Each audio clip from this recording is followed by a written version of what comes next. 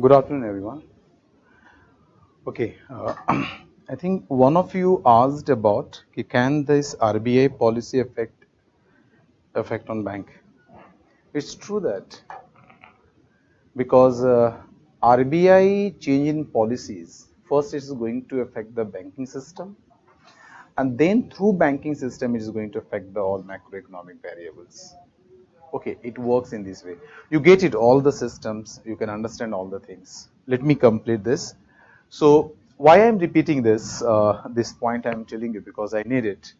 So what you're getting this, dear, from this one? You are getting from this one कि always increasing in money supply is not the solutions for any policy maker. Because if you are increasing money supply, it can work in this way and it can also work in this way. Okay, it may increase aggregate demand, no issue, but problem is that what moment and what situations, conditions. Suppose aggregate demand has increased in the country due to the monetary policy, but if our economy already facing the supply constraint, then if supply constraint the economy is facing, then it's going to create excess demand in the country. And excess demand leads to increase in higher inflation. Because one thing you remember, if you are taking the concept of higher inflations, higher inflation, these things, I think I just given you one line definition. Will two topics, inflation, particular one topic.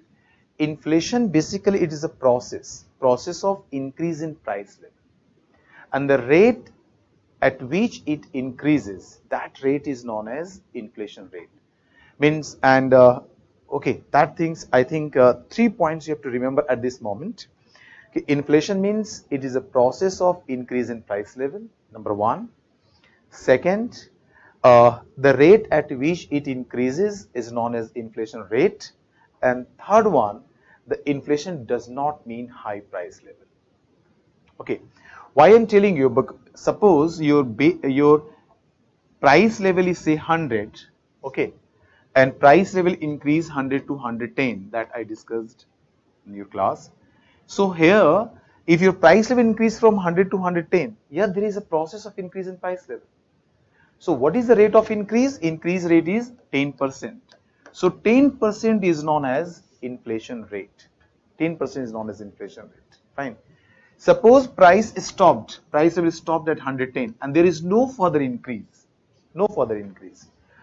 This point and onwards, then at this point we can say inflation is zero. We can't say inflation is there. So basically inflation is a process of increase in price level. And the rate at which it increases is known as inflation rate.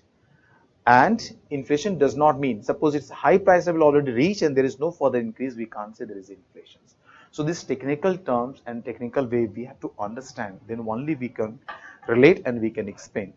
So higher inflation when you talk, and one more thing, inflation always not bad, always not good. Inflation may be good, may be bad, depending on the what is the inflation rate. Clear? Like sometimes, the medicines we are giving to a persons, if that medicine is as proper as per the doses we are giving as per the requirement, then it's really working very good. But if suppose the doses what you are giving it, it's overdose, it's again adversely affect. And if it is below a certain level, then again it will not work. Same way, inflation below a certain level is not good. Inflation above a certain level is not good. And if you take in India, then inflation target is what? 4% plus minus 2%. It is there. That is the target of RBI.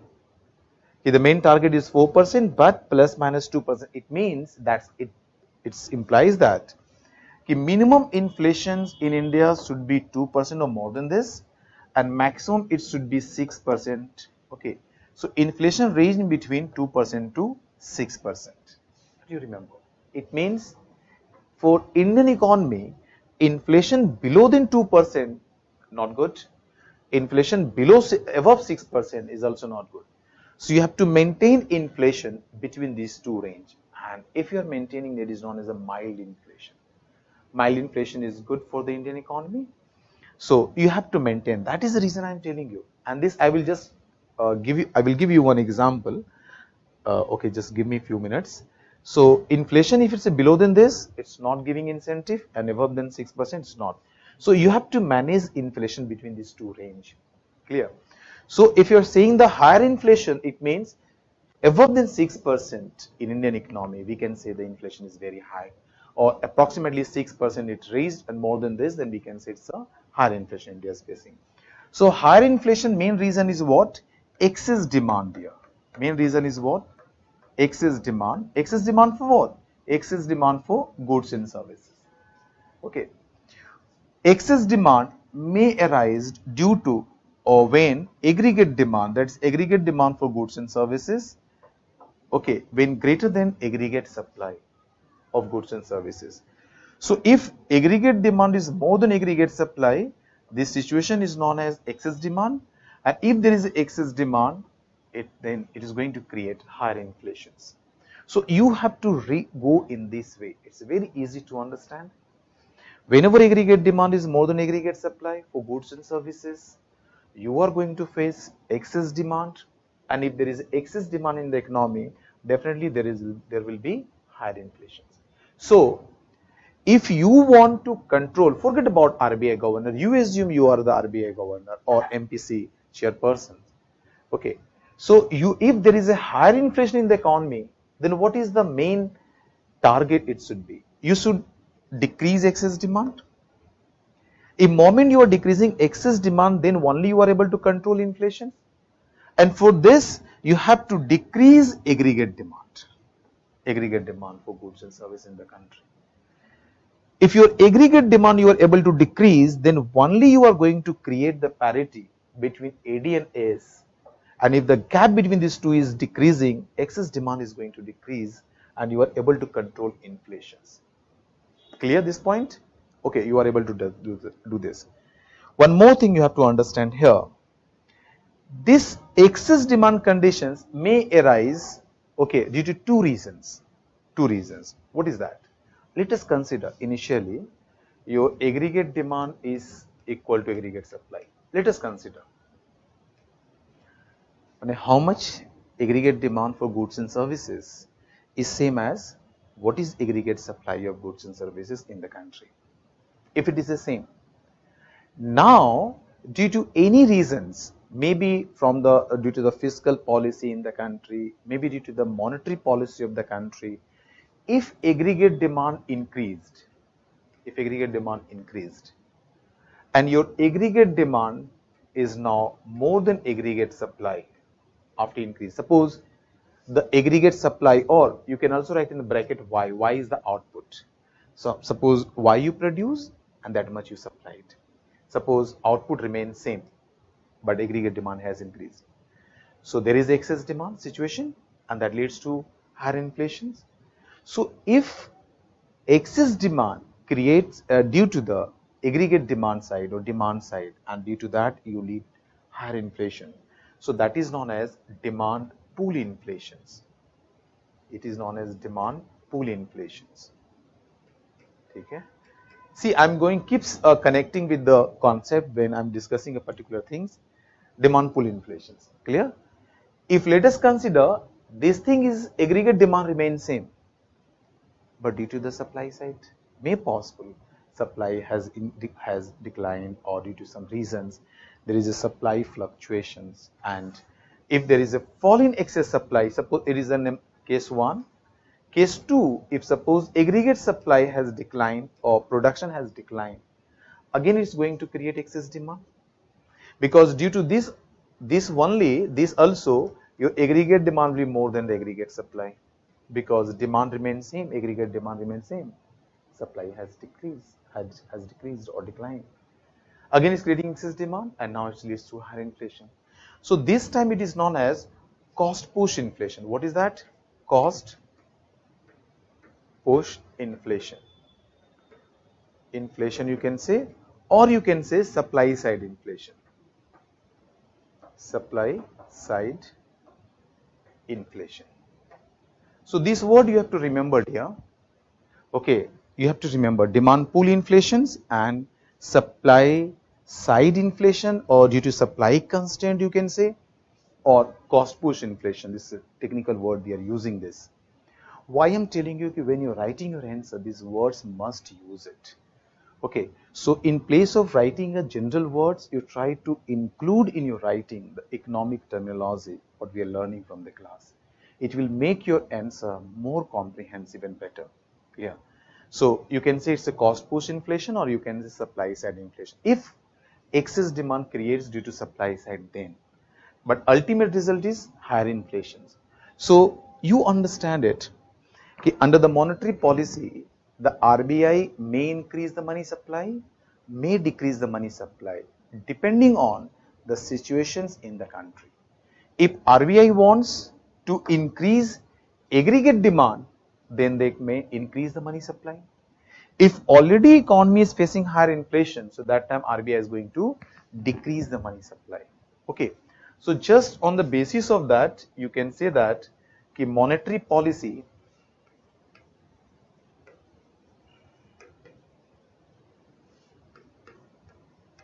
first you understand the policy, the objective and the act. Then we are going to discuss each and every instruments. Okay, what are these instruments? How it is working in the country? So one is your monetary policy. Monetary policy, and monetary policy may be expansionary,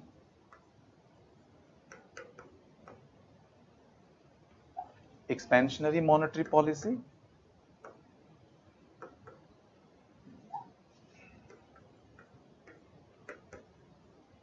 or second you can say contractionary monetary policy.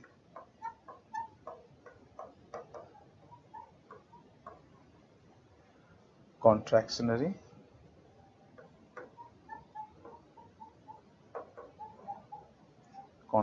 monetary policy here. Clear? Just you understand. So the monetary policy of RBI you can divide in two parts. One you can say expansionary monetary policy, and other you can say it's a contractionary monetary policy. When you are saying कि monetary policy is expansionary in nature or expansionary monetary policy, when you can say when ultimate RBI changing the policy rates, changing means here decreasing the policy rates, and it leads to increase in money supply. MS already I written the full form, money supply. Money supply will go up, and you are knowing that already I discussed, so you connect this one. If there is increase in money supply, so investment will go up. Investment is a component of aggregate demand, so aggregate demand is going up.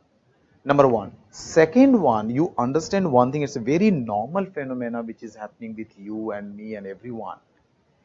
If economy has more liquidity, more cash with the economy, so banks are going to cut down the lending rate. If lending rate is going to decrease, so many people can take the loan for personal loan, they can take the car loan, they can take the housing loan, other mortgage loan. Why? Because lending rate is low. Fund what we are borrowing from the banks going to be inexpensive.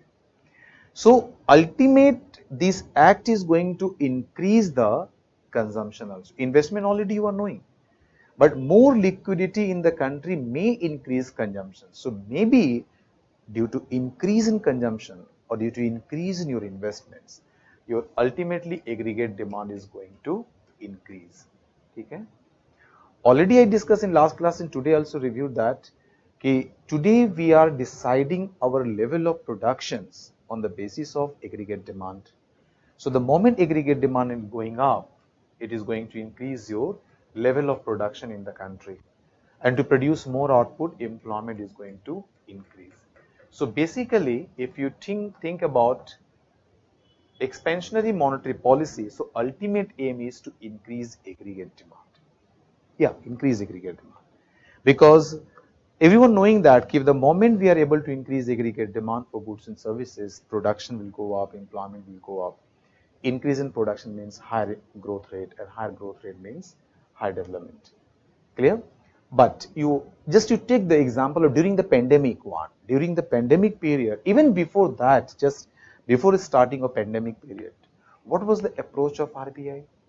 RBI keeps cutting the repo rate, decreasing the repo rate, cut down the CRR. Okay, what was the ultimate aim? Ultimate aim was inject more liquidity in the country, which is going to increase aggregate demand in the country. Why? Because take the example during the pandemic one, aggregate demand, and due to pandemic, aggregate demand declined at very low level. So even RBI was trying to increase aggregate demand by injecting more liquidity in the country. Okay, why? Due to these reasons, yeah. Then only. I just cut down this two step because you are knowing, so always it don't just I'm giving you the reference like this. But always economy they don't. I mean economy not. Not require the increase in aggregate demand. Take the example of recent conditions. From last few months, if you take, RBI strategy totally changed. Totally changed. Why RBI strategy changed? Because economy faced higher inflation. That is more than upper tolerance limit of inflation, that is 6%. More than that it was. Upper tolerance limit of inflation is 6%. So it was more than 7% the Indian economy reached the inflation rate. And that was the matter of concern. So during last few months, if you take the RBI increased the repo rate, increased the CRR also. Okay, now it's a 4.5%, you understand. What was the aim? Aim was ultimate you decrease the liquidity in the country. That was the aim. And if RBI is getting success to decrease liquidity in the country, definitely if you have the lending rate has increased, okay, less liquidity is available. So what will happen? You will cut down to some extent your consumptions. So many people postpone their buying the car and postpone the buying the housing. Why? Because so many people at the higher rate of interest, they can't afford it. What is it's a good or bad, that is a different issue, we will discuss that. But it's true that ultimate aim was decrease aggregate demand. Okay. And why RBI is trying to control aggregate demand? Just I discussed with you. Because higher inflation's main reason is excess demand. And if you are able to decrease excess demand or control excess demand, then only you are able to control inflations. So if you are able to decrease aggregate demand and trying to bring the parity between productions or aggregate supply with the aggregate demand, then only you are going to control inflation. Mean fall in aggregate demand, aim was decrease in excess demand, and if you are able to decrease excess demand, then you are able to control higher inflation. Higher inflation still. Yeah. So your aim is this controlling inflation. So when the RBI is going to increase policy rates, okay, and decreasing the money supply, that policy is known as contractionary monetary policy. And if RBI is increasing the money supply, then it is known as the expansionary monetary policy. देखो clear है यहाँ तक? Is it clear? But aim is something different. Aim is something different. Okay. Yes, true. I discussed with you the monetary policy primary objective is to control inflations. To control inflations. I will tell you again when I will come to the MPC. Okay. It is there. Just check all of you. Okay. One questions.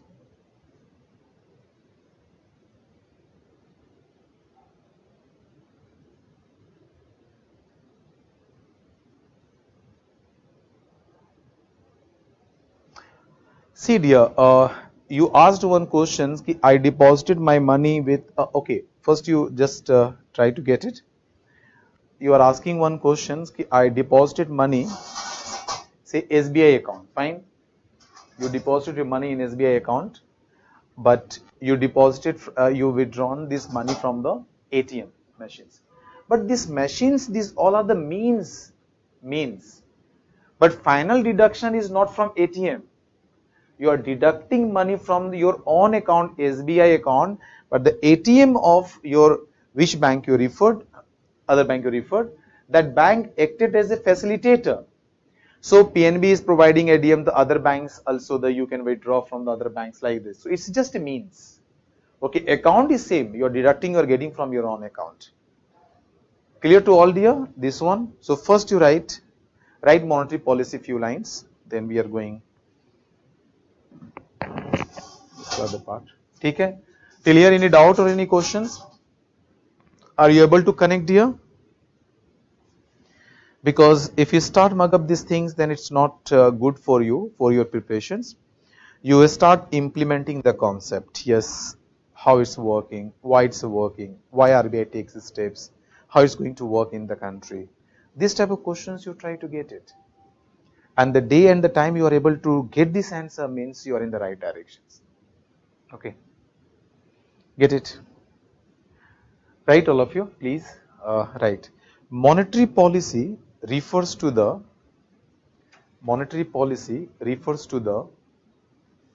policy of the central bank,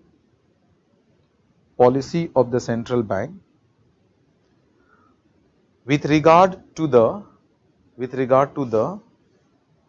use of monetary policy instruments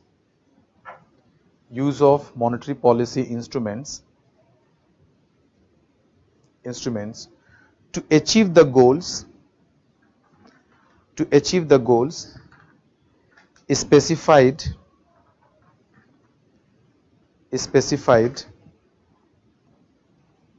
in the RBI Act 1934. RBI Act 1934. Okay. Full stop, right? RBI is responsible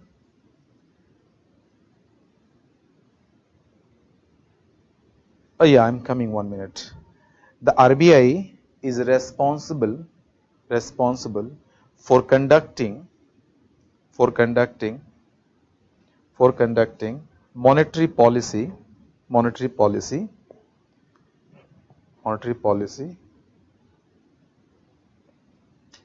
monetary policy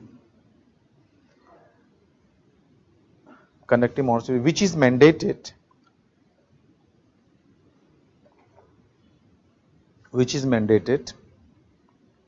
under the RBI Act 1934. RBI Act 1934. Okay? Right. Monetary policy can be first you write expansionary monetary policy. Just give only one heading. Next I will just write next one. Okay, expansionary monetary policy. Just give the heading first. If you want, then you write both expansionary and contractionary, then you just give heading of expansionary monetary policy. Clear? Under expansionary monetary policy, you write few lines.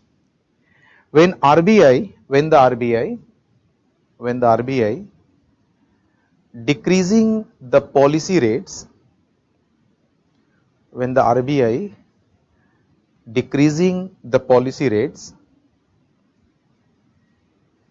and increasing the liquidity in the economy,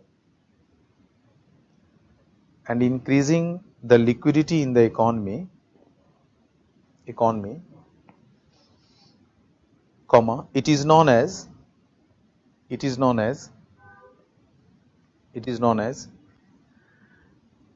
expansionary monetary policy. It is known as expansionary monetary policy. Clear? Continue few lines. RBI takes these steps.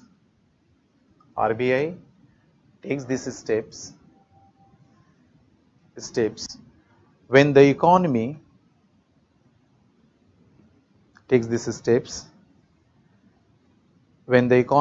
facing low aggregate demand, because your aim is to increase aggregate demand, low aggregate demand, comma, low inflation low inflation. Low inflation means like in India below than 2%, that's low inflation, or recessionary effect, or recessionary effect, or recessionary effect. Okay, full stop, right? Expansionary monetary policy helps to increase, expansionary monetary policy helps to increase aggregate demand for goods and services, aggregate demand for goods and services, goods and services, and and and economy may recover, an economy may recover from recessionary effect, an economy, or आप लिख सकते हो which leads to recovery of the economy, you can write that, no issue, and economy may recover from the recessionary effect. देखो clear है to all? Here we are talking about the expansionary monetary policy. देख लो एक बार.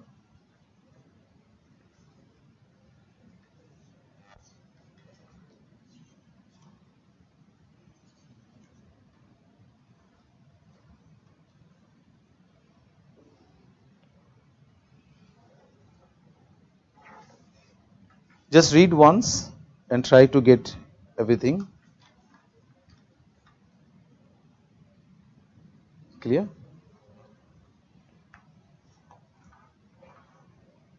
Now, if you're talking about the expansionary monetary policy, so it is also known as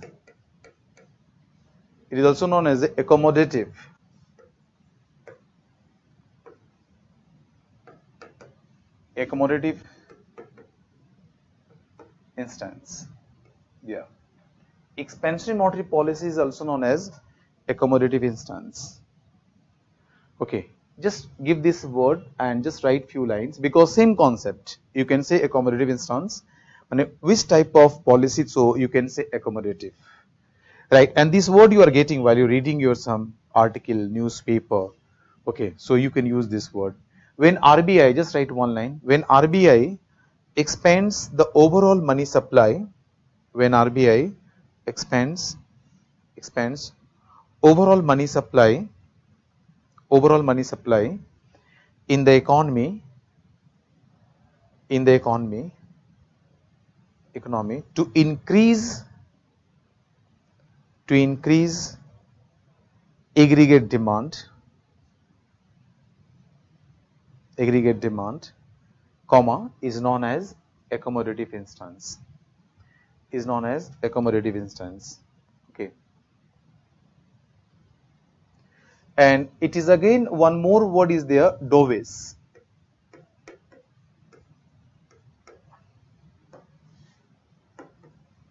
Monetary policy. Yeah, and recently this word is asked in commissions, PT paper, dovish monetary policy. So basically, these are the terminology which recently used in the media by the experts. So generally, they are also picking up because it's a matter of discussion. Basically, dovish means a person, a group of person. They prefer in discussing the things, and try to accommodate. So this person is known as these thinkers. You can say group of thinkers is known as a dovish. So dovish is just similar like let the money supply go should increase, lending rate will decrease, investment may go up, demand, employment, output they may increase. So this type of thinking, if the group of person thinks, and that is if think about the RBI, compare with the RBI monetary policy, it is nothing but the expansionary monetary policy. So expansionary monetary policy is also known as the dovish monetary policy. Okay, so just write few lines relating to that. Dovish means DOVISH. Dovish means supporting discussion. Dovish means supporting discussion, comma peace, comma compromise, etc. compromise, etc. Okay, full stop, right? Dovish monetary policy means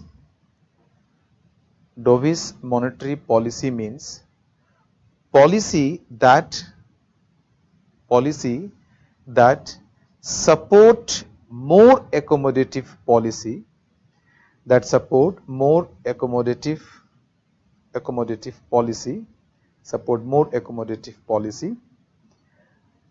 because it stimulates growth and development in the economy okay, in the economy. Clear to all? Dekh lo dear. So either you can say expansionary, you can say accommodative, you can say dovish, same meaning.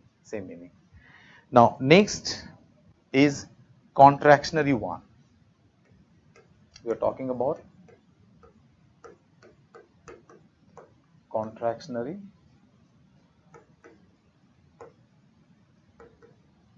monetary policy. Already I discussed with you.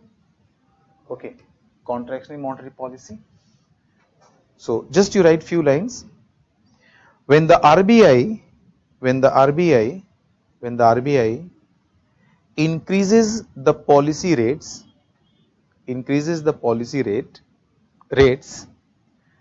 and decreasing the liquidity in the economy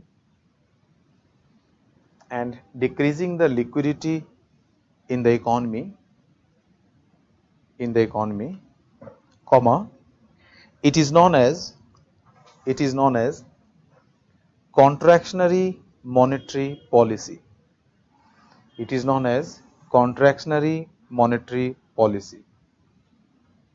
Clear? Okay, it is known as contractionary monetary policy. Right, RBI, just I discussed when RBI is taking these steps, when RBI wants to control inflation. Because if there is a higher inflation, and always remember, primary objective is still the inflations, controlling inflations.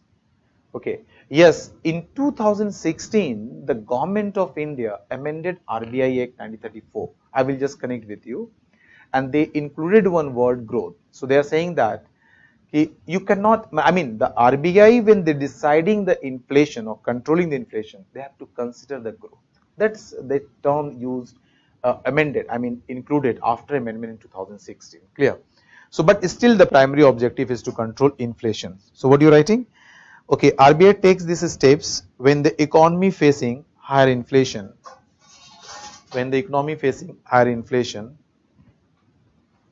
Okay, higher inflation. Okay, full stop. Contractionary monetary policy controlling the inflation. Contractionary monetary policy controlling the inflation or controlling inflation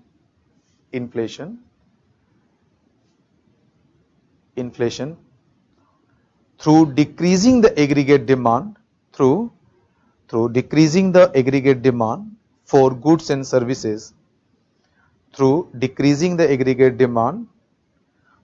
for goods and services in the economy. Okay, in the economy. Clear dear? देख लो, समझ में आया? Clear? And it is also known as calibrated.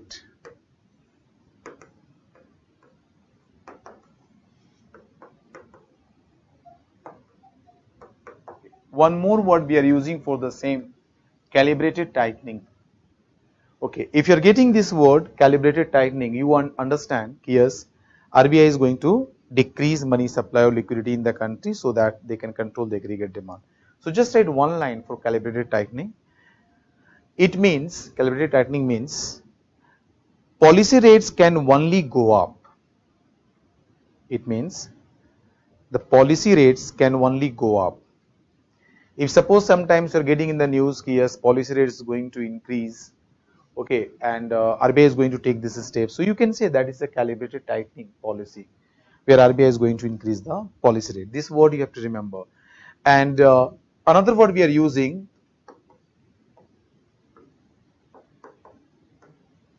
hawkish monetary policy. For the same monetary policy, yeah, we are using hawkish monetary policy. See, hawk means it's a very aggressive. You are knowing the nature of hawk. It's a very aggressive one, very aggressive. So what do you mean by the hawkish monetary policy? Just you connect with that. Hawkish means a group of persons, they believe that okay, the liquidity or rate of interest should be higher. Interest rates should be higher, policy rates should be higher, so that you are able to decrease liquidity and you are able to control aggregate demand, so that you are able to control inflation. So they believe, these thinkers believe interest rates should be higher. Okay, and this type of policy is known as hawkish monetary policy. It is nothing but the contractionary monetary policy. So just write one line here. Hawk means a person who advocates. Hawk means a person who advocates an aggressive or warlike policy. An aggressive or warlike policy. Aggressive or warlike policy. Okay, full stop. They favor higher interest rates. They favor higher interest rates. They favor higher interest rates to keep inflation under control. To keep inflation under control. Okay, to keep inflation under control in the economy. Okay, means you have to bring in the range of that what it suits the economy, according to the economy. Okay, clear to all? Okay, one more word we are using is neutral stance for this policy term.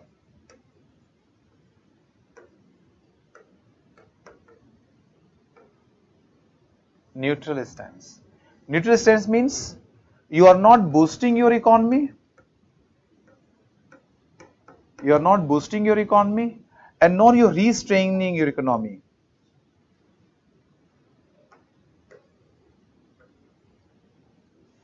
You are not boosting your economy, or you are not restraining trend.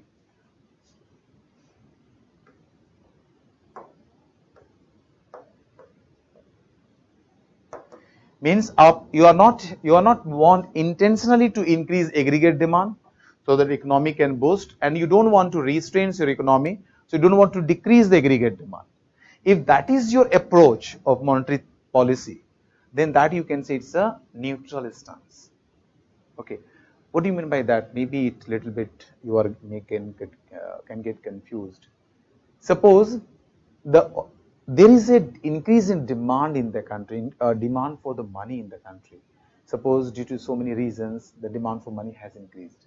So that much amount of money you should only increase to meet the demand. That much amount only. You don't take any extra efforts to know I will inject more money so that lending rate is going to decrease, aggregate demand may go up. No. Whatever aggregate demand you don't want to basically increase and don't want to decrease. But if there is a change in the money demand for money, accordingly you have to take steps. Either you increase the supply or decrease the supply. So that instance is known as the neutral stance. So just write one line. Okay, the policy rates neither stimulates nor restrains the economic growth. Okay, full stop. Right, it means there is a possibility for interest rates. There is a possibility of interest rates to move either way. Okay, it may go up and it may decrease also. It may move either way. ठीक है dear? चलो थोड़ा सा देख लो आप लोग. You check yourself. Is any problems you are getting?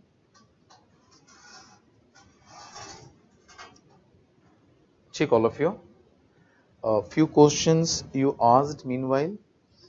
Yeah, one of the things you asked, sir, in NDTL, if I have demand, yet that's already I just connected you. Sir, we increase AS, can we control inflation? 100% here you can. But you understand the production, if you want to increase production, then production takes time, dear. Production, increase in production means you have to increase the production potential. And increasing the production potentials, it takes times. And for that you need investment in the country. The economy like India, we are facing the supply constraints. So in the short term, it is not possible to increase the production. We can't increase immediately the aggregate supply and the production in the country. So, but you can't leave it also. You can't leave it also. Because you're leaving your economy at that point, then the higher inflation, very higher inflation, you may say the hyperinflations, it may result and it may adversely affect your country. Take the example of Venezuela. One of the good example recently, you can just give it. Okay. So you have to think about the possibilities are there or not. Okay. If you think about the policy effectiveness in the country, like you are knowing that this one. Okay. Yes, if RBI is going to decrease money supply, then RBI may control inflation. That we discussed here. But subject to something, you have to assume other things remaining same, because that you have to understand. But you have to also understand if RBI is going to increase the policy rates and you are able to control inflation or not, you have to think about the reasons behind inflation in Indian economy. And why from the last several months RBI failed to control inflations to some extent. Recently when the production improved, particularly your food and food articles, okay, vegetables, the onion, potatoes, you take the agriculture output, when it's increased, season has come, then only you are able to control inflations. And now you can see inflation is under control. It's reaching towards 6%. What is the reason? You understand, in India, if you just see that the inflation is due to two main reasons. And these two main reasons are, one is the agriculture and allied products. And second is crude oil. Yeah, crude oil. So you understand the crude oil, what we are using in the country, it is known as universal input. Why universal input? Because crude oil is used in each and every productive activities, either directly or indirectly. And the demand, crude oil product demand is inelastic in nature. And now question asked, what is inelastic? So inelastic product means even there is an increase in the price of that particular product, but demand more or less remain same. Exactly same, then perfect elastic. Oh, sorry, perfect inelastic, not elastic, perfect inelastic. If exactly demand remains same. If change in demand but very negligible amount, then we can say it's a inelastic product. Normally we are saying inelastic product. So if crude oil price in international market has increased due to Russia and Ukraine war, okay, so what's happened? Even we keeps demanding same amount of crude oil but at the higher price. So the crude oil is now expensive, it's more expensive in India, and crude oil since universal inputs, so increase in the price of crude oil has affected the cost of production of all goods and services in the country. And if your cost of production of the producer is going to increase, then definitely producers are going to increase the price of the product. And if most of the goods and services prices are going to increase in the country, you will face the higher inflation. But that is again beyond of control of the RBI. You can't produce the crude oil, you can't control it because it's international phenomena, some factors which are exogenous to us, it's a given to us, we can't change it. We have to adjust accordingly, and that we trying to do that. So that part again, you can't increase the supply, dear. You understand the questions you asked. So let them, all of you get it. You can't do anything.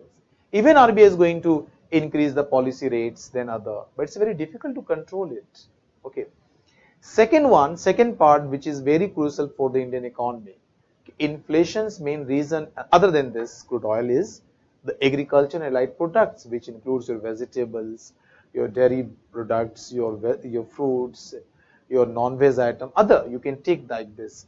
So these are the other agriculture, including all the agriculture products. So these are the other factor which contributes more in the inflation, because their prices keeps increasing. And reason is what? Supply constraint. Supply constraint. So you ask yourself, when you are going to demand rice, wheat, pulses, vegetables, fruits, really are you going to connect your demand with the repo rate? If at home, suppose mama asking or wife asking how many chapati or how many roti you want to take, or how many you take more vegetables, or how much vegetables you will consume, or pulses you will consume. So if mama is asking how many roti you will take, you don't see, mama please stop, I will just have to see first the repo rate. Oh, repo rate RBI has increased. No, not 4 chapati, give me 3 chapati or 2 chapati. You're not going to decrease the demand. Tomorrow suppose RBI has cut down the repo rate. So you know, oh, RBI cut down the repo rate, let me, mama give me 6 chapati roti or 7 rotis like this. No, you are not doing that. So you understand here, agriculture and allied products, you demanding, and their demand, this product's demand is inelastic in nature. So hardly repo rate or policy rate is going to change the demand for this product. And if inflations due to these reasons, even RBI keeps increasing the repo rate and other measures, hardly it is going to decrease or control the inflation. But RBI has to take steps, because overall inflation they have to increase, but this inflation they are able to decrease, control, but due to other factors like the demand for manufacturing, other is going to decrease. That is the reason we are saying, if the RBI is controlling inflation one side, it is going to adversely affect the other side, because it's going to decrease the demand of manufacturing, other services like this. So you have to understand the origin behind it. It's true, the normal statements we made it, yes, if RBI keeps decreasing the money supply, inflation is going to control, they are going to control. But practically you have to add it, these things. Okay, what is the nature of inflation in India, and how the RBI is going to control it, and to what extent RBI is able to control it. Nowadays, few months, I mean last 1 month you can take, yes, to some extent we are able to control inflation. But reason is what? The agricultural product seasons like the vegetables and other has come. More production is there. Prices has declined manifold. The potato, it was around more than 40 rupees per kg. Now it's come down around 16-17 rupees per kg. You understand these things. Just half the price you are buying that. Vegetables, it's a very 30 rupees, 40 rupees, I mean 20 to 30 rupees per kg vegetables are available. That was, I mean, around more than 50-60 rupees per kg. So one season has come, and this product supply, what you're saying, we can't increase when we want. It is a seasonal product. It takes time to bring. It takes times to increase. So you have to understand the supply constraint what we are facing. Clear to all, dear? देख लो यहाँ तो कोई doubts है anyone till this point?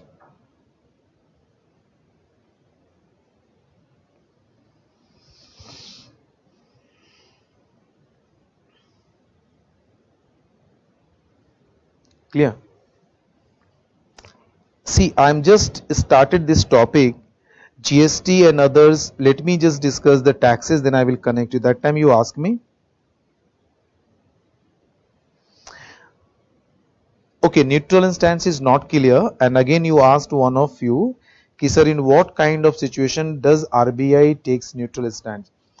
I'm giving one simple example. Please try to understand from this example. Then you can get it. Suppose a parent has one son, but son is normal, not very fatty, not very slim, normal. So parents are giving normal diet to them. I mean to that child, normal diet. What we need, we can give it. But if son is very thin one, very thin. I mean, you can say slim, you can say very slim. Everyone they saying you are under nutrition, so like this they are saying. So that time what the parents are doing, they are trying to feed more things, more nutritional things they are giving. They are giving the pressure, you eat that like this. Why? Because they want to develop the body relatively more. So there you are taking initiative to feed him or her more relatively so that they can develop and grow. That's you are taking. Already child is very fatty one, very healthy one. So parents are doing, they are cut down their diets. You need to slim something, come to the normal one. Same way here. So if normal already you have, then normal food you need, that will be supplied. No extra effort is given to expand you, and no extra effort is taken to say, just bring it the thinner, slim one. The same thing like the economy. If RBI thinks we don't need to boost more aggregate demand or cut down the aggregate demand, what is the requirement? Just increase or decrease, maintain the demand for money. That instance is known as a neutral one.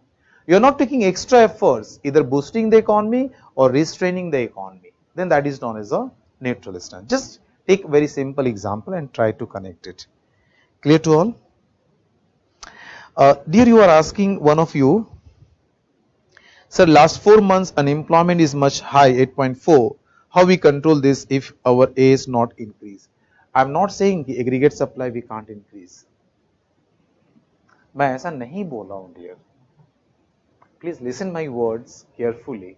What I am telling you, increase in aggregate supply, it is not possible in the short term.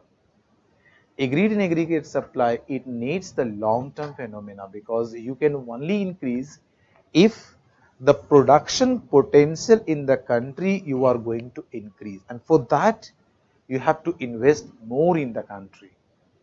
Why each and every state, in our state, you take the example of the West Bengal, what our government wants, they are giving more incentive to the investors, domestic also, international also, and others. You come and invest in my state, because they are knowing that if investment will be there, then only we are able to increase production potential. So many industries will come, so many allied activities will come, and that is going to increase the production.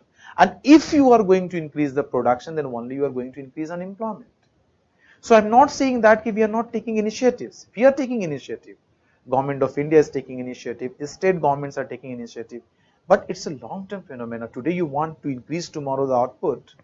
Not possible. You have to invest properly.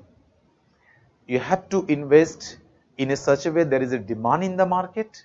If there is a demand, then only you can produce production more, then only you are going to increase your employment. And what you're talking about, this higher unemployment rate, I agree with you, dear.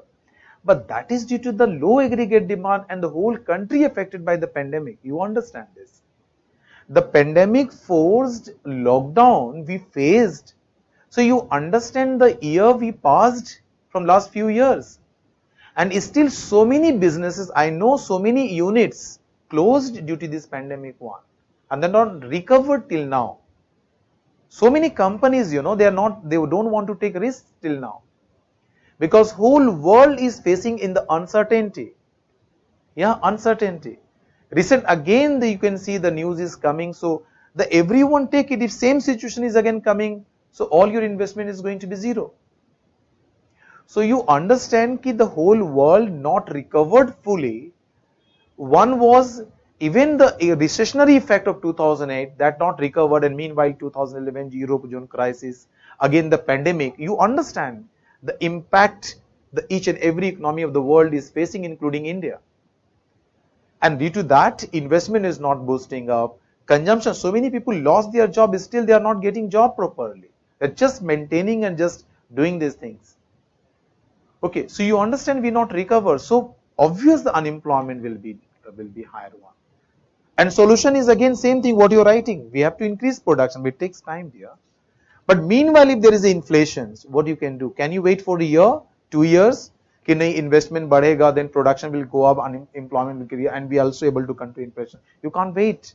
because you allowed to increase more inflations, adversely it will affect all the portion, and you are going to be the country like just the Sri Lanka. You can just check what's happened. Higher fiscal deficit, higher inflation that landed to the BOP crisis, and now they are just facing all the scarcity, all the issues in the Sri Lankan economy. You understand these things. So what is requirement? You first control it, then slowly you can expand the economy. It takes time. So you have to take in the very balanced way, yeah. Okay. So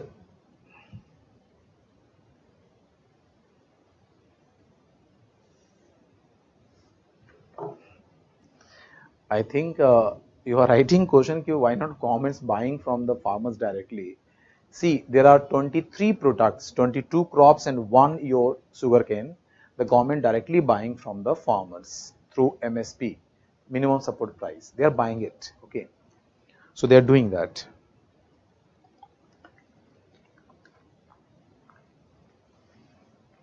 Okay, dear.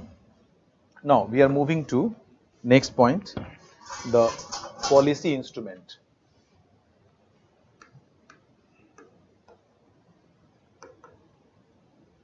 Monetary policy instruments.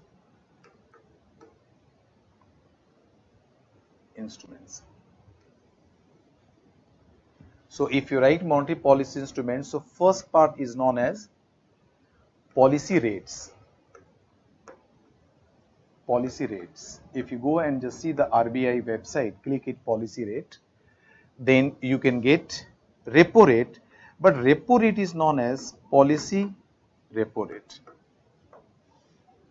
Policy repo rate. Okay. You know, first you are getting the reserve ratio. You write reserve ratio first, then we are going here.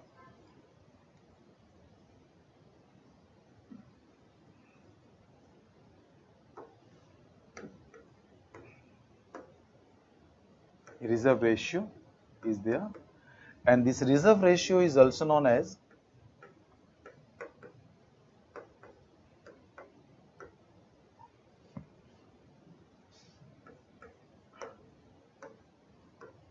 reserve ratio, short form SRR, you can say, statutory reserve ratio.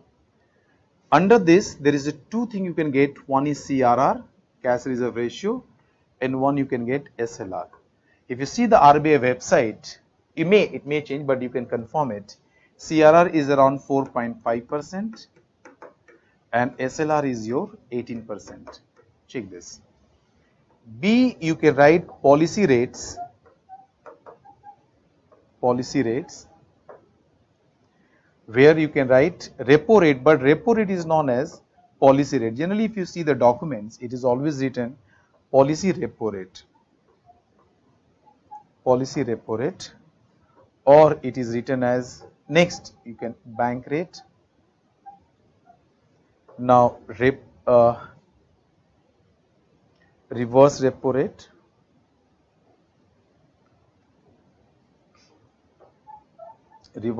rate, you can write MSF, and no, it's not helping.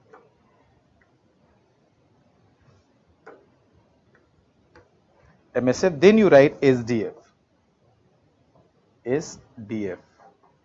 standing deposit facility, what I already discussed with you. In the flow chart I made it. So in policy rates, policy repo rate, bank rate, reverse repo rate, MSF and SDF. These are known as the policy rates. If you click that, you can get all the terminology.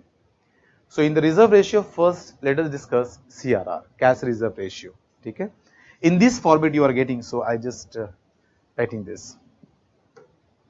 CRR is your cash reserve ratio.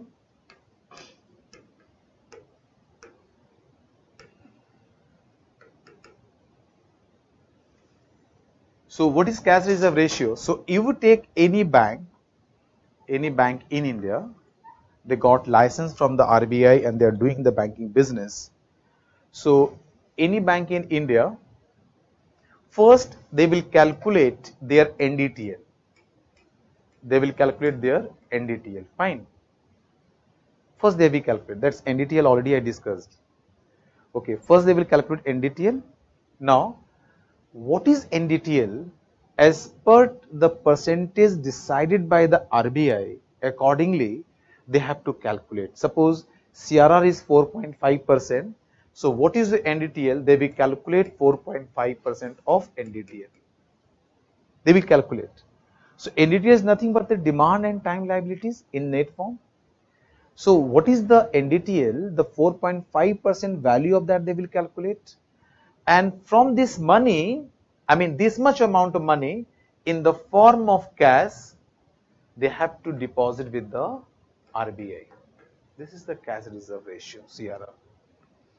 It means each and every bank in India, first they have to calculate NDTL, and suppose as per RBI, the CRR is 4.5%. So they will calculate 4.5% of NDTL, and how much the value is that much amount the bank has to keep in the form of cash with the RBI. Clear? This is the CRR. Okay, the bank has to maintain this. Clear? One more thing, remember, it's a daily basis. The CRR, each and every bank has to calculate daily basis. Every day you have to calculate. You are knowing that, dear, you are knowing that banks are generally working, okay, during the banking hour or business hour. And what is the banking hour? It is your 4 o'clock. So at 4 o'clock the banks are going to stop working. They stop the working. So once they stop working 4 o'clock, so it does not mean that they are not doing the business. No, no. If you see that, you observe that all staffs are inside.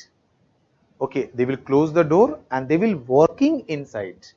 Why? Because they have to close the account for that particular days, and all informations the bank has to send, each branch, the bank has to send, each branch has to send the information to the regional branch.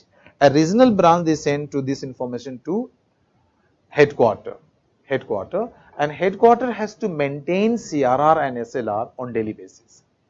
This is the way it works. And it is all the financial institutions, all the banks headquarter is at Mumbai, and RBI's headquarter is also at Mumbai. So it is one of the reason, I mean it is the reason that Mumbai is known as financial capital of India. It is known as the financial capital of India.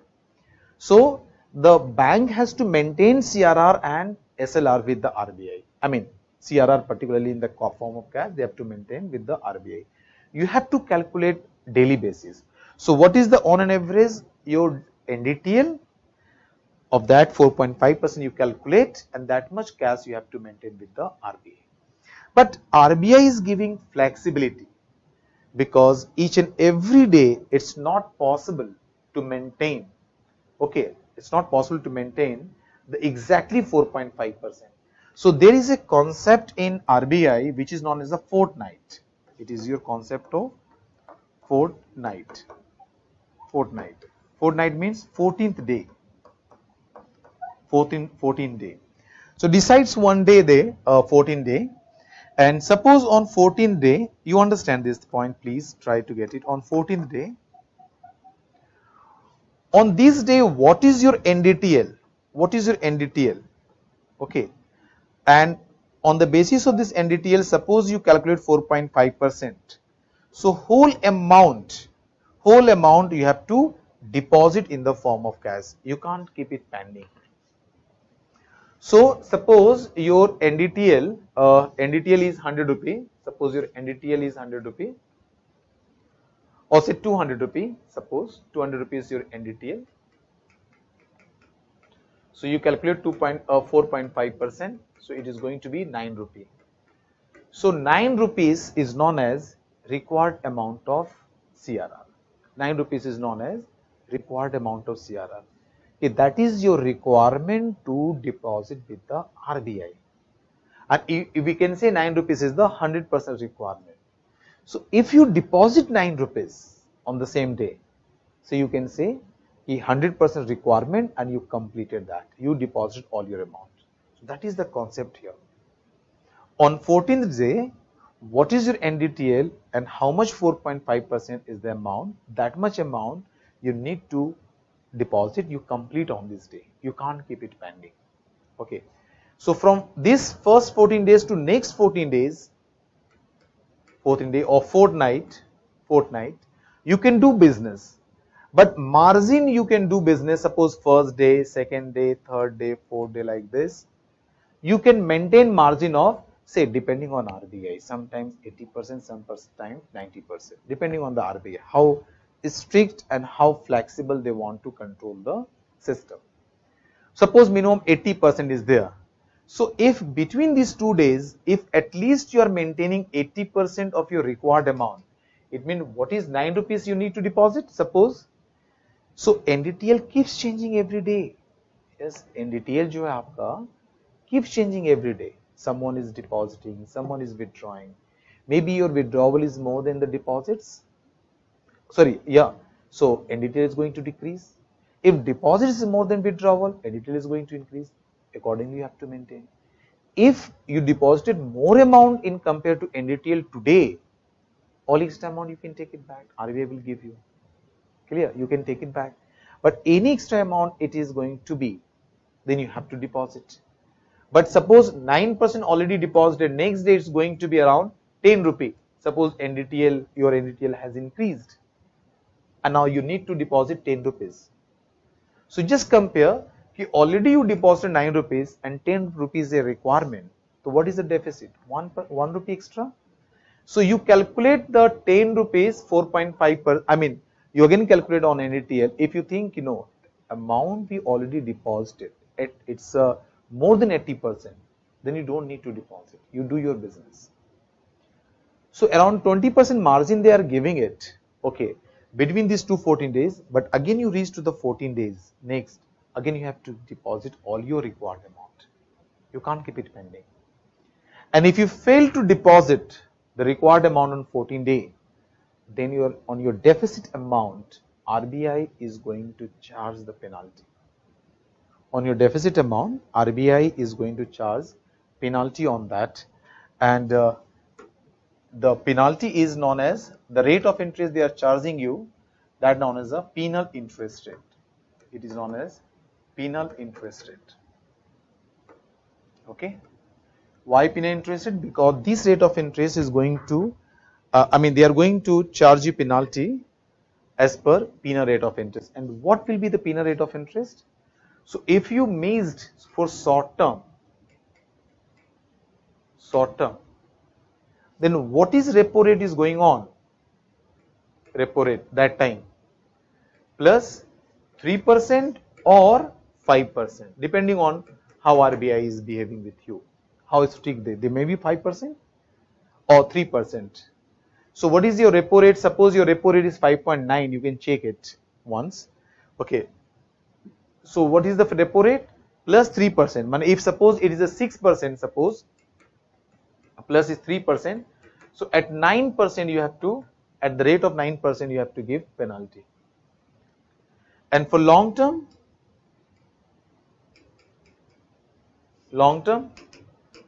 it is the bank rate plus 5%. Clear? You can check what is the rate is there, bank rate and the repo rate. Okay. And always, all information you please collect from the original website of the different institutions. Don't depend on the secondary source like the Wikipedia and other. Don't use this information from that. Okay.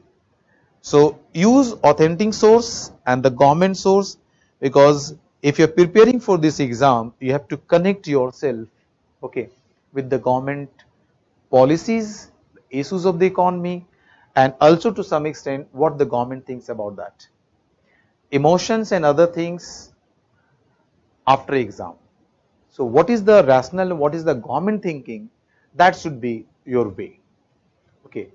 One thing remember for this exam, you can't criticize the government policies, even you're knowing that. But even there is a problem, there is an issue, always you put your criticism in very suggestive manner. Like suppose something is wrong, you can say, sir, please consider this, then policy is going to be more effective. So this should be your attitudes and your approach in your answer. Don't go in the confrontations, it's not good like this. No, very polite way, put your grievance, the issues. If you think there is some issues in this policy, put in very polite manner.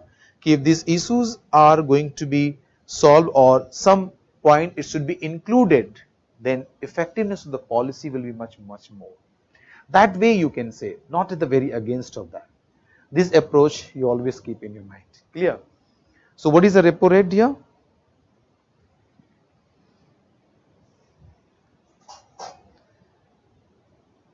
Oh, you are not able to maintain, give it. Check all of you, because I want you should connect yourself directly to the RBI activities. So what I am trying to say you, bank rate will be always higher than the repo rate, and bank rate is equal to MSF. So whatever the bank rate is there, so that bank rate plus 5%, if bank rate is say around 6.5, more than this, then 6 and plus 5, 11.5% will be the rate of interest. Okay, so for long term, if you are not maintaining your CRR or you are violating the rules and regulations, then it is going to use base as the bank rate. Now you think, since repo rate used as a base for penal rate of interest for short term, and bank rate is used as a penal rate of interest for long term, so repo rate and bank rate, these two are also known as penal rate of interest. These two are known as the penal rate of interest. Why? Because these two are used for the penalty purpose, and since you use for the penalty purpose, so these two are known as the penal interest rate. देख लो दिया. CRR is clear?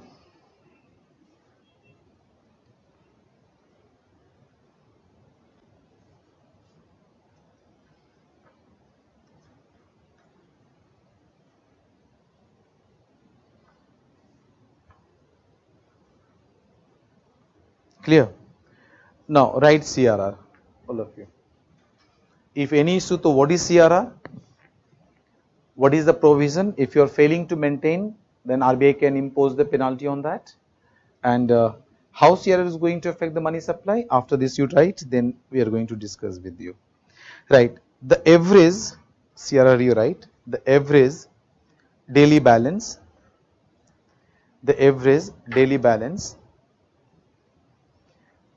that a bank is required to maintain, with the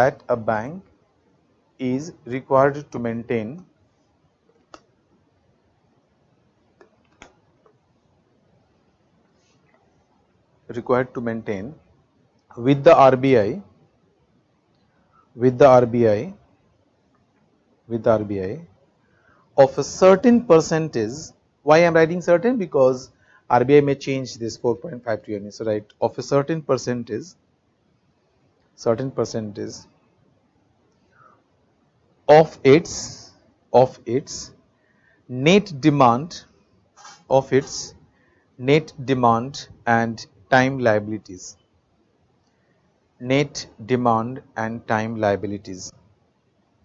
Bracket me you can write NDTL, net demand and time liabilities. In bracket you write NDTL. Okay, in the form of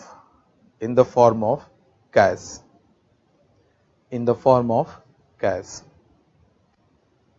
take it here, in the form of cash. Fine, right, continue. This requirement applies uniformly to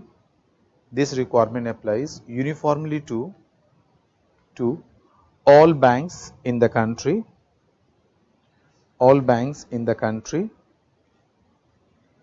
irrespective of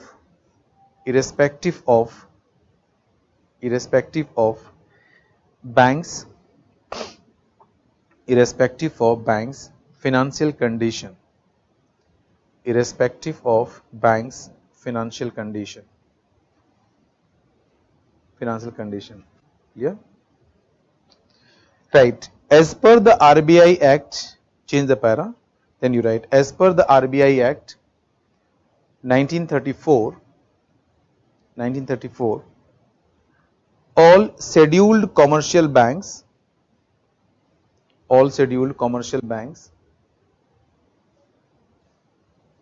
which includes public and private sector banks, which includes public and private sector banks, comma, foreign banks, foreign banks, okay, foreign banks, regional rural banks, regional rural banks, and cooperative banks, and cooperative banks are required to maintain a cash, your question, sir, I in detail. Asha, just you complete first, then I will discuss your questions. Okay. What you're writing, required to maintain cash balance on average with the RBI on a fortnightly basis,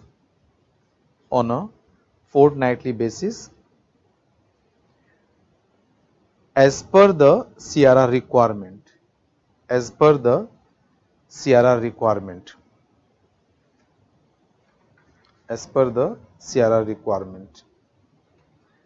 Clear? Right. Banks have to maintain, continue, banks have to maintain 100%, banks have to maintain 100% CRR,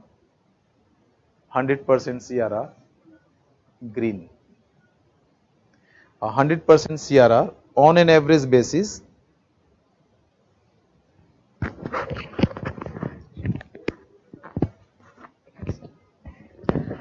okay. Banks have to maintain 100% CRR on an average basis during the fortnight. During the fortnight means the 14 days, 100%. What is the requirement? The 100% you have to maintain on this date. Okay? That is, continue, that is, it is not necessary that on all days,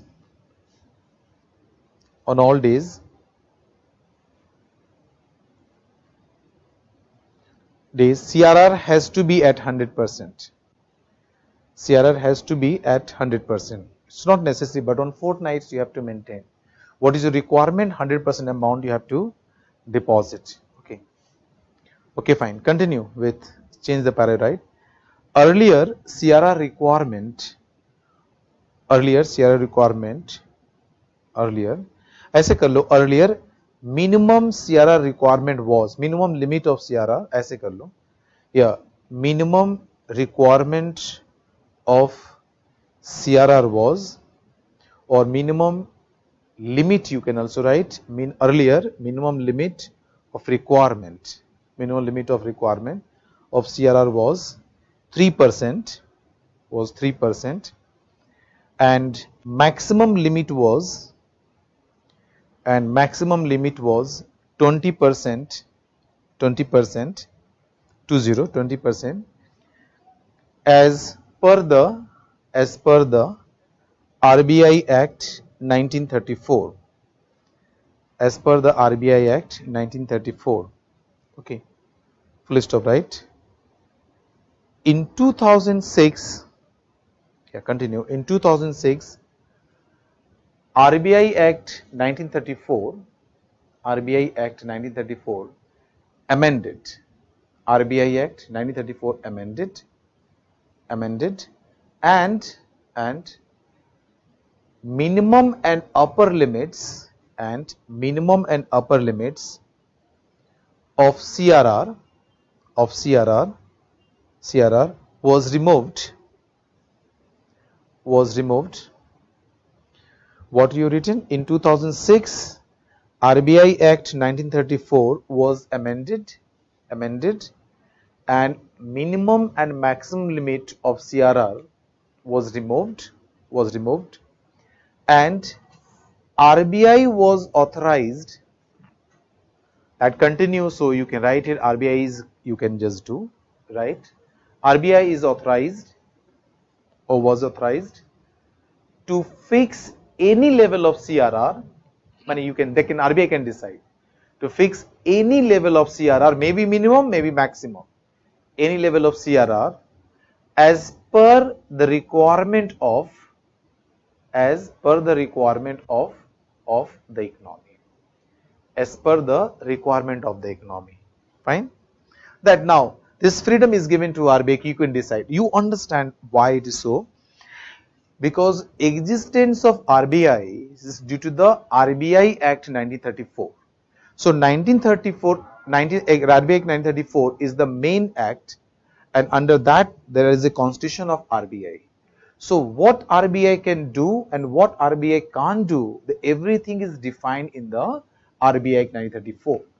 So if you want to give extra power or you want to take away some power from the RBI, whatever things you want, you have to amend first RBI Act 1934.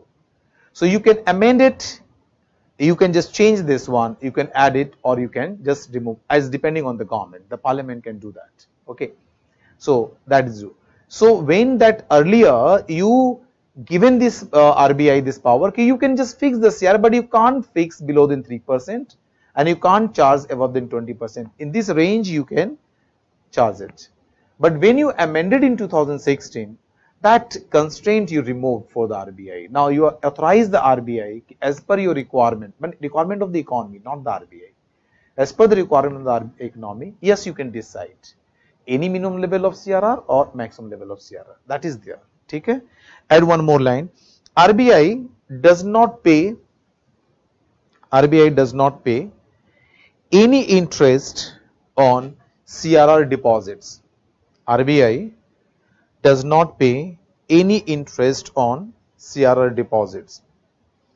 RBI does not pay any interest on CRR deposits. Clear? Interest on CRR deposit, right? If a bank fails to meet, its required CRR requirement,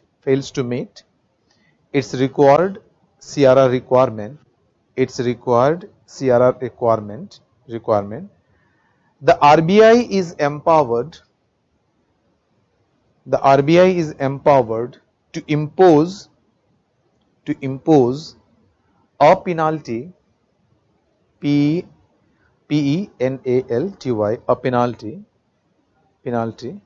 by charging a penal interest rate. That penal rate of interest already I discussed. So I am trying to discuss something before that topic. So when I am continuing the topic, you can better understand it. Is it clear here? Fine to all of you? Okay. Now, can you connect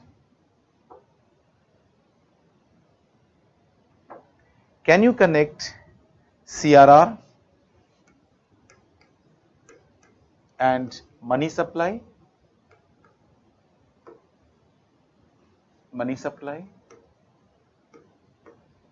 Or liquidity?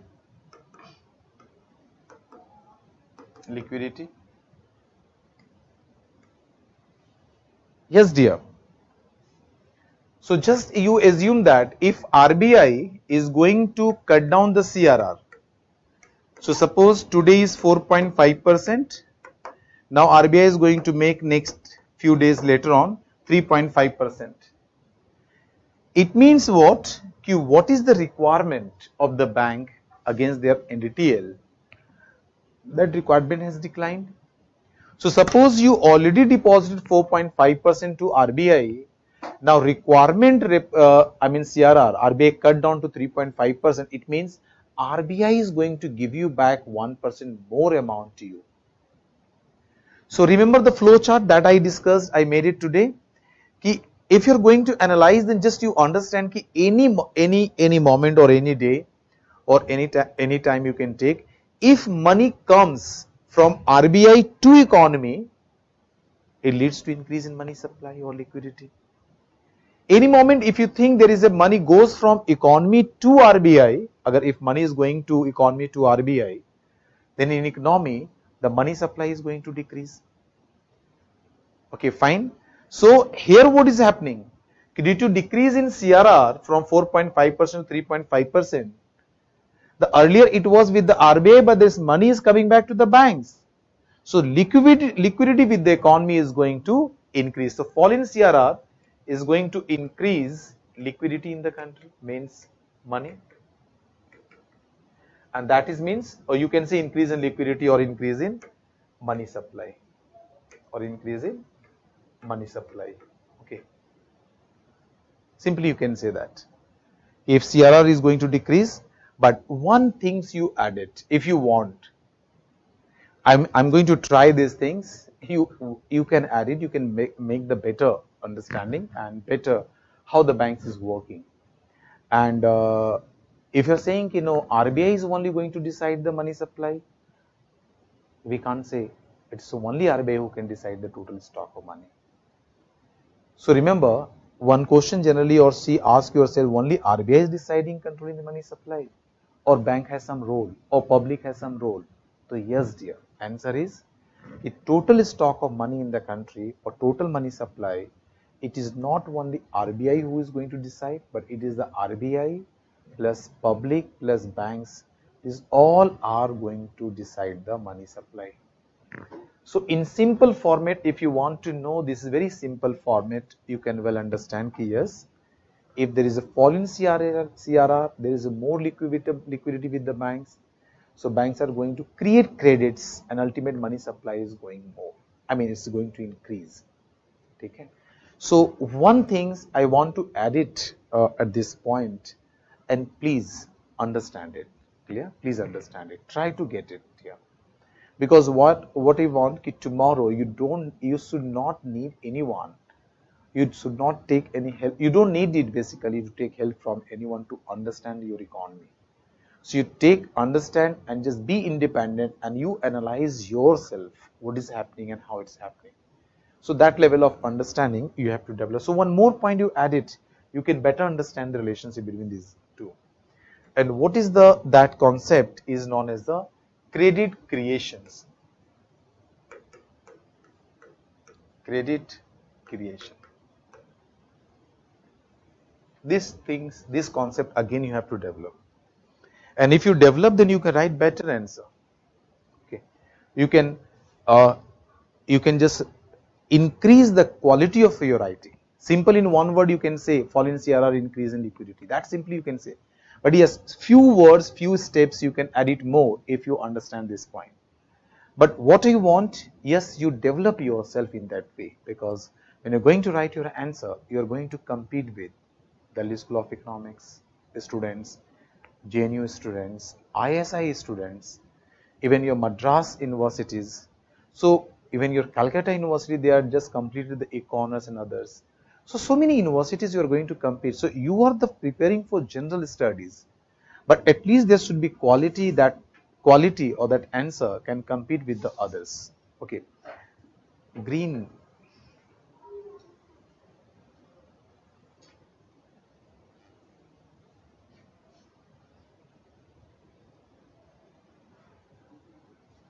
Okay, credit creations, fine. Just check, try to get the credit creation concept, focus it, and then it will give you answer. Yes, why the total stock of money, RBI, bank and public both are, all three are involved. Okay, so before going this, only one thing you add more. When you're talking about stock of money, so money can be measured at the different stages, or we can say there are different concept of measurement of money. Different concept you can't say, different way you can define. This is the right way to say. Like M1 definition of money, M2 definition of money, M3 definition of money, like this. Okay, M1 definition of money is known as narrow definition of money. Why? Because it is a very basic components you takes to define a stock of money, and keeps adding the other components then M1 is going to change to M2, M2 is going to change to M3 like this. Maybe within 1-2 days I will define you M1, M2, M3, but here you understand this one. Okay, so M1 is stock of money is defined as, first you understand this, then we are coming to the credit creations part. Okay, M1 is equal to CU plus DD plus OD. Clear? M1 is known as, M1 is stock of money or total money supply. M1 way of definition, stock of money. CU is known as currency in circulation,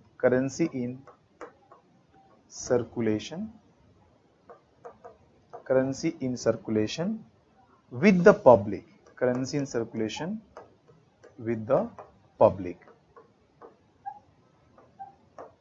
okay, and DD is known as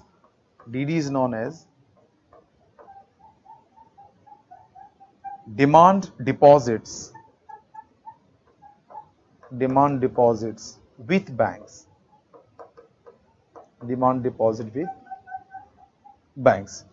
Are you getting? No mixing up now? Yeah. So, and OD is known as other deposits with RBI, or RBI. See dear, this is the only M1 definitions. Later I will discuss you M2, M3, M4, but I need these concepts, so I'm discussing right now. So if you are going to define your stock of money, so initial definition you can take M1, and M1 is known as narrow definition of money. Which is equal to CU. So M1 is a stock of money, CU means currency in circulation with the public. So we all are the public. So total amount of currency are in circulation, this amount is known as CU. DD is known as demand deposits with the banks. So here we are not consider the time deposit here. So the moment you add the time deposit also, then definition will change from M1 to M2, other form. So different components, if you keep adding in M1, so M1 is going to convert to M2, M2 is going to convert to M3 like this. Okay, so that part you have to understand it.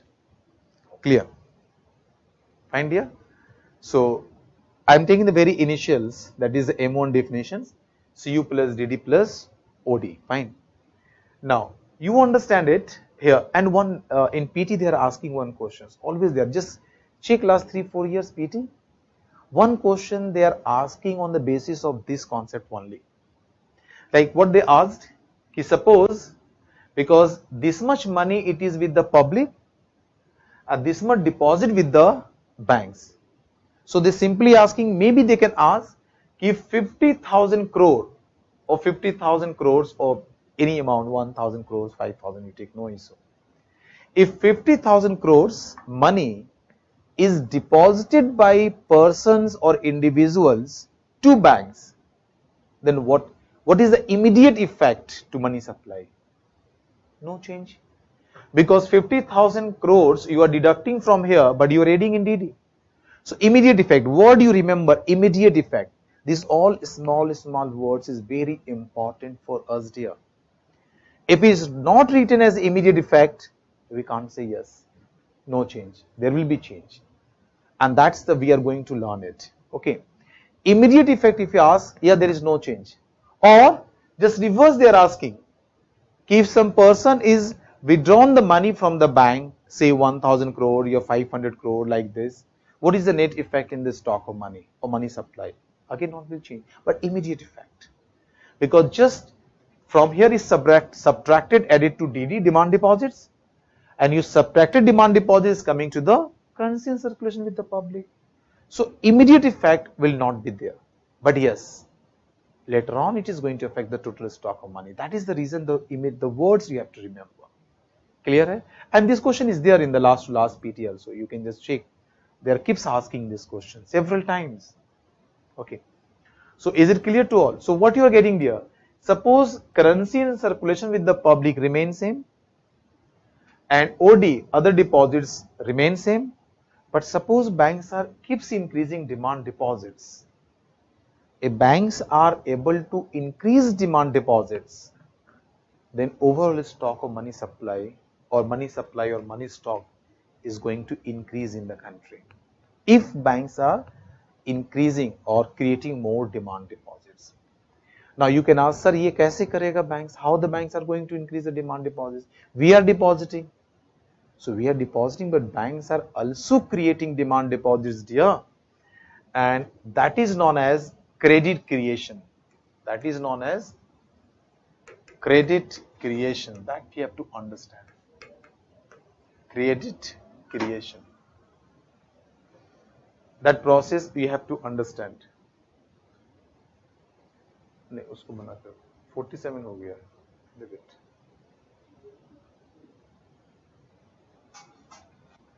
ठीक है. So that is known as a credit creation. You have to understand this, and that we are going to relate you. So yes, see, we are only trying to give you those informations which are really relevant to you, and after getting that you can understand the complete process, and that's the reason we are trying to supply the different concept at a moment so that you can or you are able to connect it. Clear? So here we are, since you are knowing M1 stock of money I discussed, so credit creation, the word we are using, okay, it is also known as the demand deposits creations. Okay, how it works, how the banks are doing this, you have to understand it. That we are trying to clear the concept of credit creation. Just you understand. Just take one example. It is your bank. Any bank you take, make it smaller. Any bank is here. Suppose it is a SBI bank. Fine. Say any persons.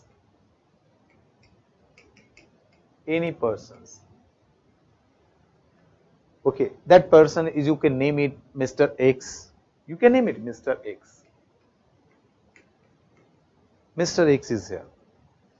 And this person deposited some amount to SBI. How much they deposited? So they deposited, say, 100 rupee. Suppose 100 rupees. The moment this amount deposited with the bank, so how much deposits at this point with the bank? So deposit is 100 rupee. Here are some assumptions. And what is the assumptions you have to make? See, we are assuming that bank has enough amount of fund to meet all other requirements. Whatever requirements bank has, that much of enough fund bank has. Okay. So whatever new amount of deposit bank receives, that amount bank is using for lending purpose. The bank has to use lending purpose. That you have to understand. Clear?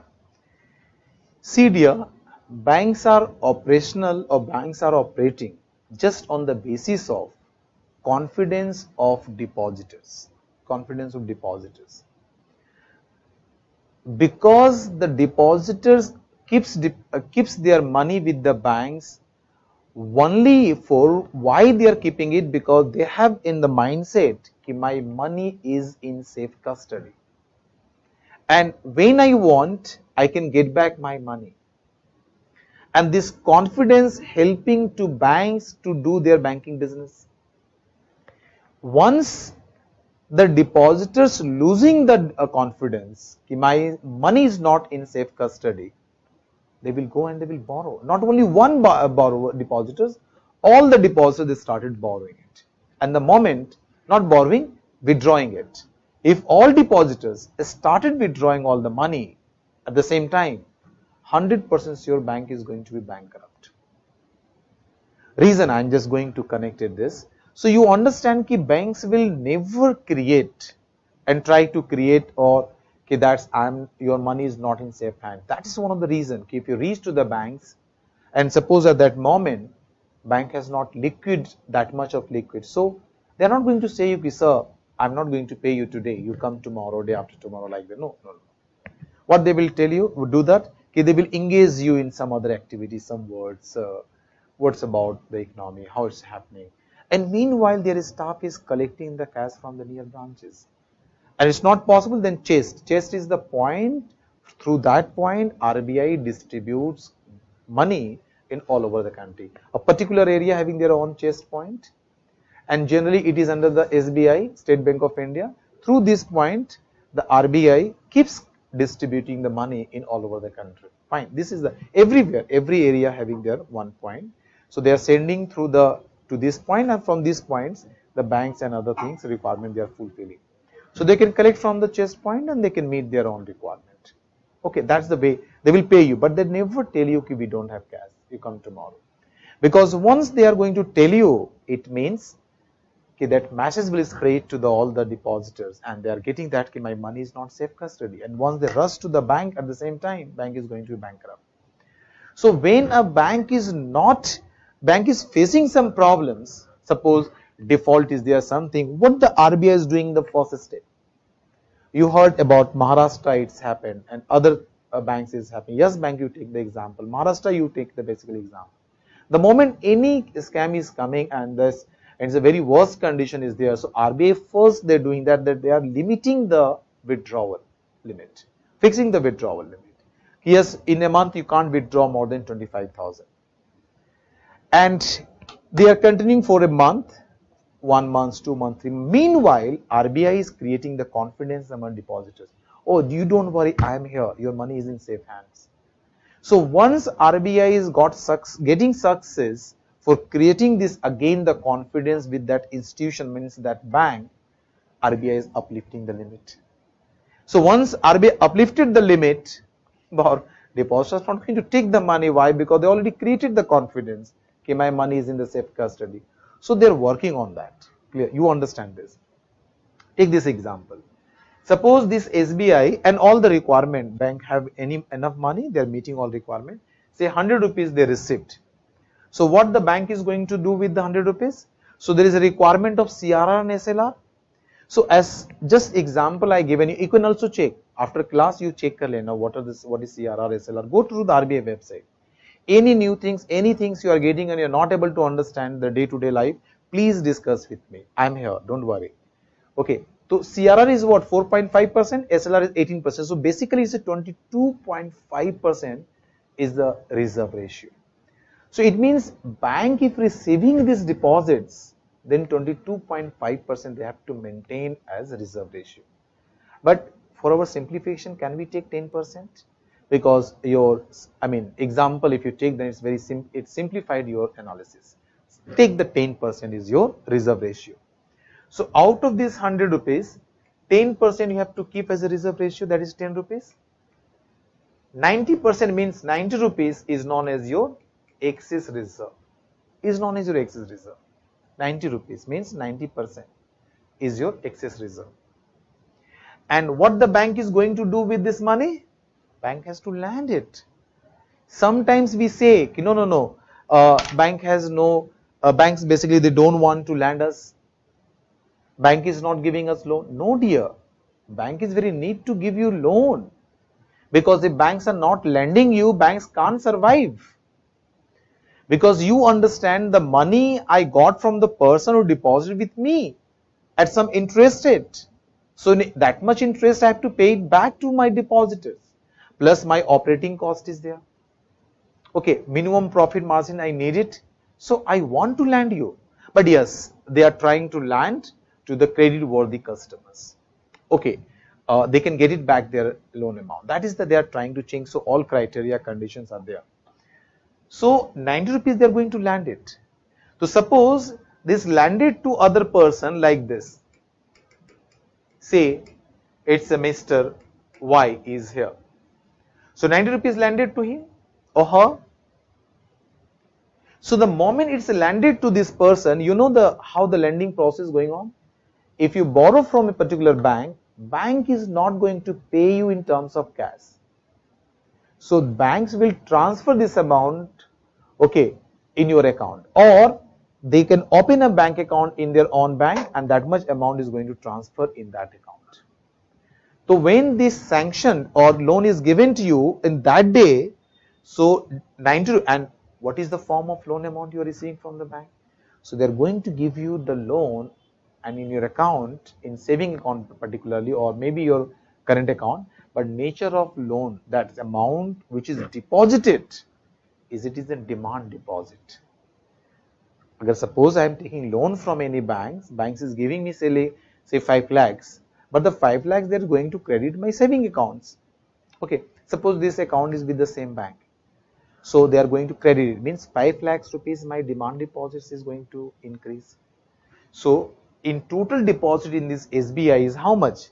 100 rupees of Mr. X, because if X is not borrowing in his name, always 100 rupees will reflect as a deposits. This person got this loan, transferred, so 90 rupees is there, so 100 plus 90 is total deposit. I know from very starting you can get confused, but please try to understand. Try to understand it. Yes, your answer, a question can come in your mind, actual money is the 100, how it is going to create more credits? But that's the way bank is doing the banking business. And that is known as the credit creations. Okay. So total amount is deposited what in the bank? 100 plus 90. Suppose this person, Mr. Y, withdrawn this money from the bank.